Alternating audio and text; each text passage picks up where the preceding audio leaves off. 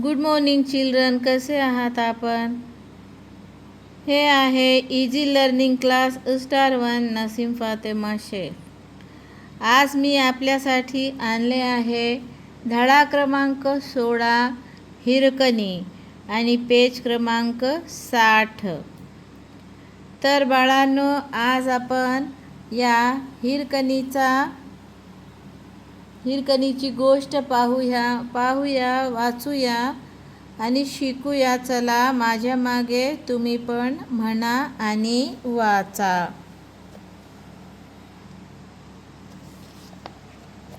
Pen कुठं गेलं इथं?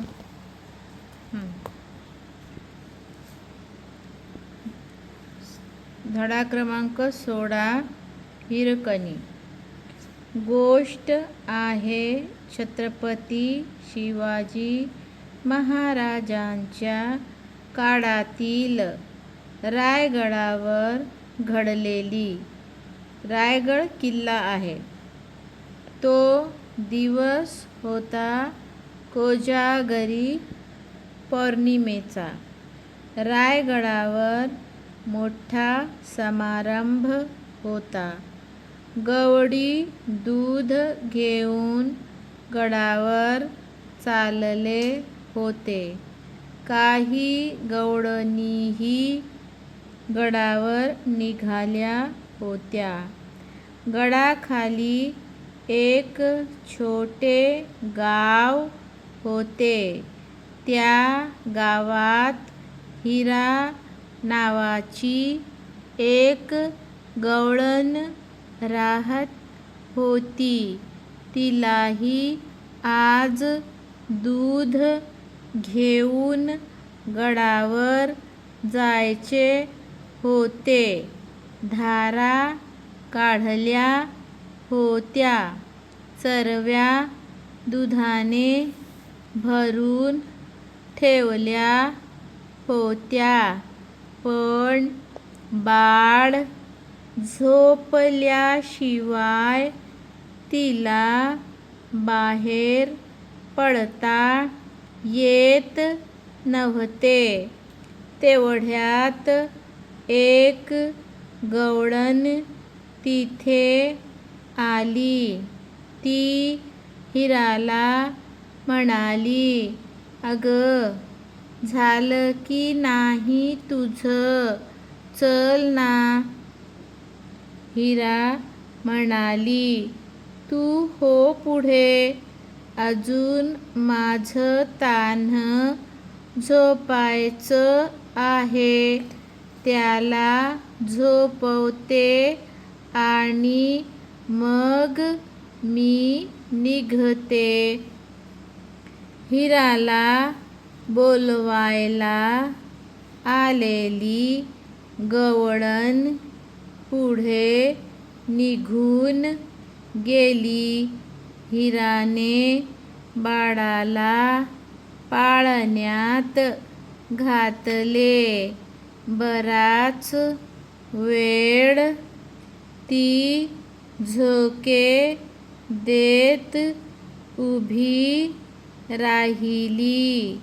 अखेर एकदाचे तिचे बाळ झोपले.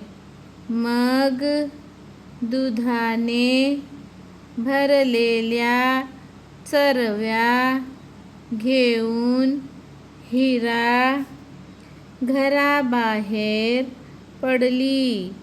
निघण्यापूर्वी शेजारच्या आजीला ती म्हणाली, "जरा बाळाकडे बघा. झोपलाय तो. एवढं दूध गडावर विकून दिवस मावळायच्या आत मी येतेच."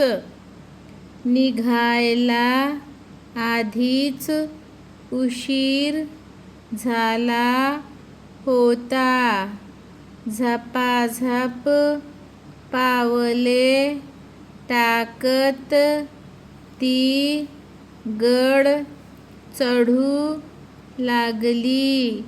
ती गडावर पोहोचली तेव्हा इतरांनी आपले सगळे दूध विकले होते.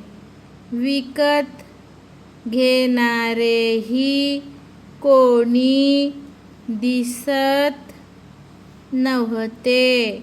दूध विकायला बराच वेळ लागला.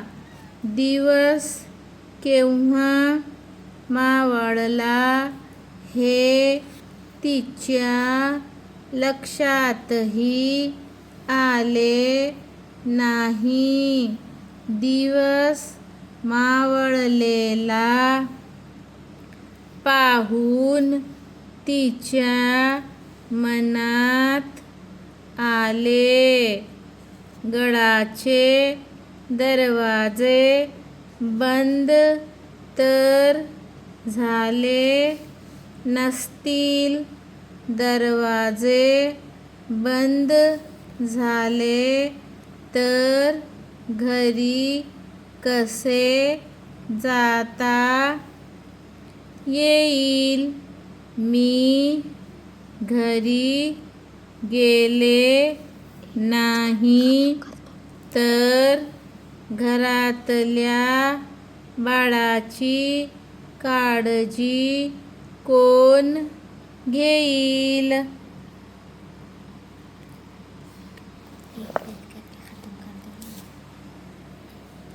बाळाच्या ओढीने ती घाईघाईने निघाली. मुख्य दरवाजाशी ती आली.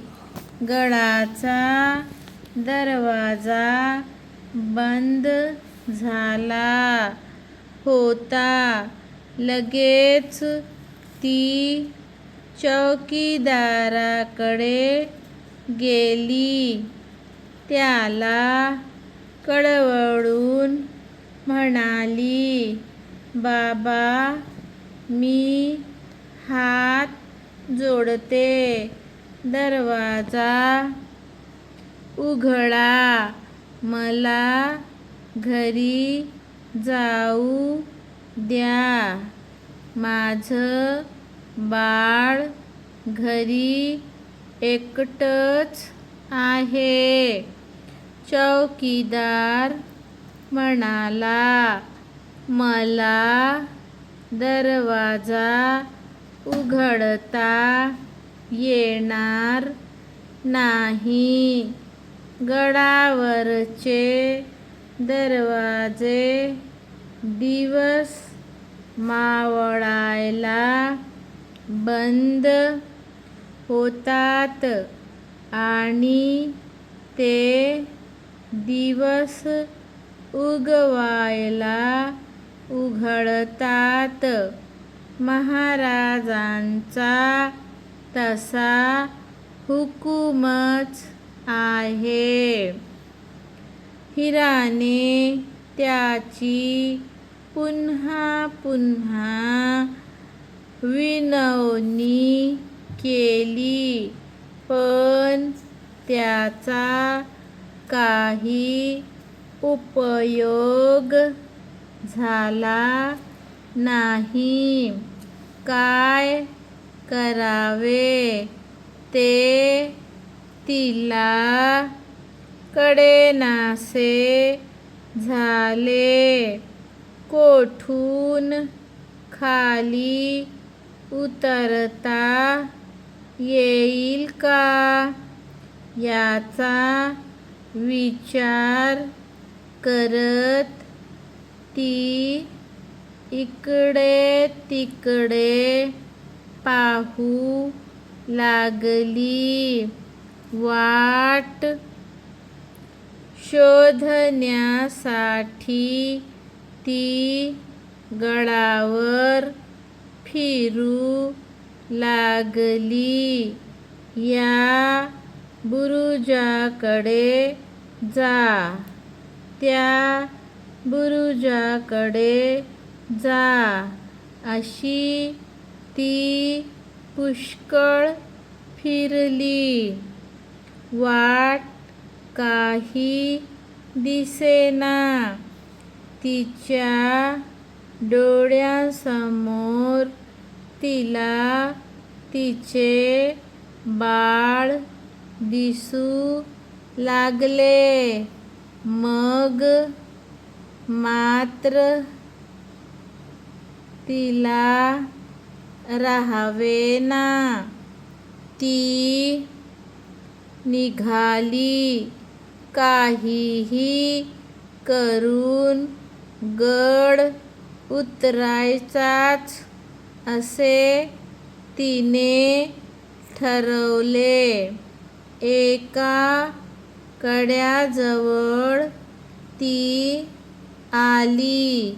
बाळाच्या ओढीने ती कशीबशी कडा उतरू लागली.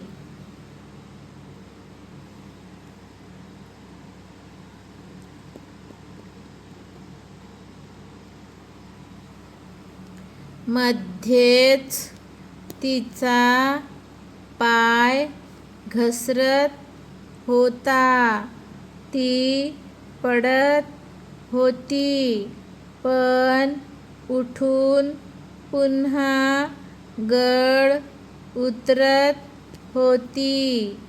एके ठिकाणी तिचा पाय निसटला, पण झाडाच्या एका फांदीने तिला सावरले. काही झाले तरी ती थांबली नाही. अखेर एक अतिशय अवघड कडा उतरून ती खाली आली. गड उतरल्यावर तिला कोण आनंद झाला. बाळाला भेटण्यासाठी ती धावतच सुटली. ती घरी आली. बाळ रडत होते. आजीच्या मांडीवरून तिने बाळाला उचलून घेतले. त्याला पोटाशी धरून कुरवाडले. त्याचे पटापट पापे घेतले. आईला पाहून बाळ हसू लागले. पुढे ही हकीकत छत्रपती शिवाजी महाराजांना समजली. हिराच्या या धाडसाचे त्यांनाही नवल वाटले. त्यांनी तिला बोलावून घेतले. तिला मोठे बक्षीस देऊन तिचे कौतुक केले. हिराने हे किती मोठे धाडस केले होते. कोणासाठी? आपल्या बाळासाठी ज्या कड्यावरून हिरा गड उतरून खाली गेली, तेथे महाराजांनी एक बुरुज बांधला. तो आजही रायगडावर आहे. हिरकणीचा बुरुज म्हणतात तो हाच.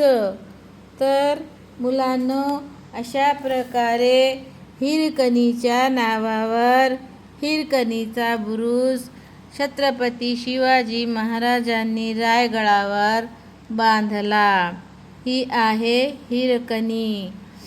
तर आपण मुलांनो हा धडा वारंवार पुस्तकामधून वाचा आणि वारंवार त्याला लिहून आपल्या आई ताईंना दाखवा. भेटूया पुढच्या भागात पुढचा पाठ घेऊन. बाय.